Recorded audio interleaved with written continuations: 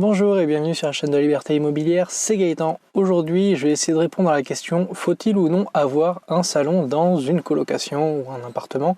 Mais la question se posera plus dans le cas d'une colocation. Alors déjà, ce qu'il faut savoir, c'est que le salon n'est pas spécialement une pièce obligatoire. Tant que vous avez un lieu pour faire la cuisine, des chambres et une salle de bain, le salon n'est pas indispensable pour un bien immobilier. Donc vous pouvez vous en passer, et même par exemple si vous avez un F2, vous pouvez éventuellement couper complètement la cuisine et faire une chambre dans le salon pour faire une colocation avec 2 chambres, ou juste faire 2 chambres un peu plus classiques, avec un bail plus classique plutôt qu'une colocation. Maintenant, les autres choses qu'il faut voir, c'est est-ce que le fait de mettre un salon, enfin de supprimer justement le salon et de mettre une chambre à la place, ne va pas nuire au bon fonctionnement de la colocation. Si par exemple vous avez une cuisine assez petite, que vous avez déjà 3 chambres, que vous allez donc en créer une 4e et que vous n'avez qu'une seule salle de bain, il va peut-être falloir voir pour laisser le salon ou faire quelque chose. Parce que le problème, c'est que plus il va y avoir de personnes, plus certains lieux vont être utilisés, ce qui est logique. Donc il va y avoir la cuisine où il y aura plus de monde pour faire à manger, vu qu'en général les repas se font à peu près en même temps. Après, à voir suivant les personnes qui vont dans la colocation. Mais en général, les repas se font en même temps. Du coup, s'ils arrivent tous en même temps dans une petite cuisine, ce sera pas très pratique. Du coup, il vaut mieux prévoir une grande cuisine s'il y a beaucoup de monde. De même, à la limite, s'il y a une petite cuisine mais qu'il y a un salon, ça peut être assez facile de déporter les choses. Par exemple, il est facile de cuisiner et de manger après dans le salon. Vu que la cuisine est déjà faite, elle peut être libérée pour le colocataire d'après, qui après ira manger. Bref, il y a moyen de faire un roulement. Tandis que s'il n'y a pas de salon, eh bien, il va falloir manger dans la cuisine ou éventuellement dans les chambres. Mais c'est moins drôle, c'est toujours mieux dans une colocation d'avoir un espace de partage, c'est le principe d'une colocation. De ce fait, devoir manger dans la cuisine, si elle est petite, va bloquer les personnes qui voudront cuisiner après parce qu'il y aura nettement moins de place.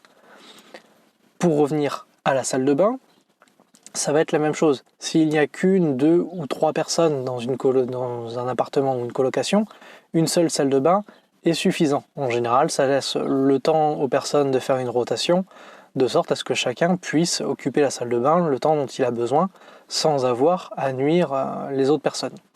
À partir de 4 personnes, ça commence à devenir très compliqué parce que si vous prenez par exemple 10-15 minutes par personne dans la salle de bain, bon, attendre 15 minutes, une demi-heure, ça va parce que ça laisse le temps de manger.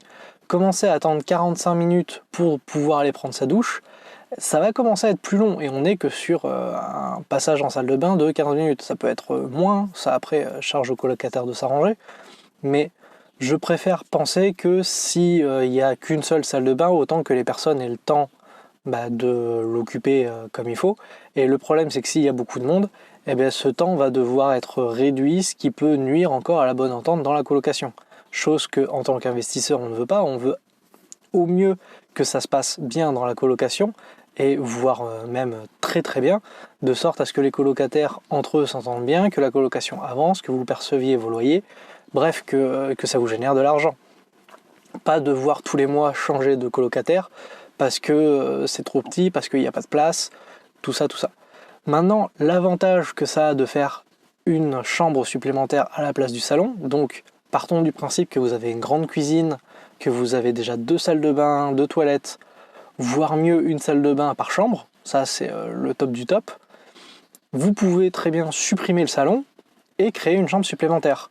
De ce fait, vous avez un colocataire supplémentaire qui vous versera un loyer supplémentaire et donc vous allez encore augmenter le cash flow.